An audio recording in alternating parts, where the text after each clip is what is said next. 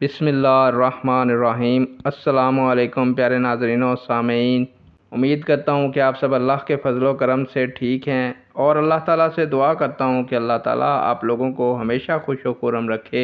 پیارے دوستو، آج کی ویڈیو کا عنوان ہے کہ اللہ تعالیٰ جس شخص کے ساتھ بھلائی چاہتے ہیں اس کو کیا عطا فرماتے ہیں۔ امید کروں گا کہ یہ ویڈیو آپ کے علم میں اضافے کا باعث بنے گی، اور آپ اس ویڈیو کو شیئر کریں گے، چینل کو سبسکرائب کریں گے۔ بڑھتے ہیں ویڈیو کی جانب۔ حضرت معاویہ رضی اللہ تعالیٰ عنہ سے روایت ہے، انہوں نے دوران خطبہ میں کہا کہ میں نے نبی اکرم صلی اللہ علیہ وآلہ وسلم کو یہ فرماتے سنا، اللہ تعالیٰ جس کے ساتھ بھلائی چاہتا ہے اسے دین کی سمجھ عنایت کر دیتا ہے۔ سبحان اللہ۔ اور میں تو صرف تقسیم کرنے والا ہوں، اور دینے والا تو اللہ ہی ہے۔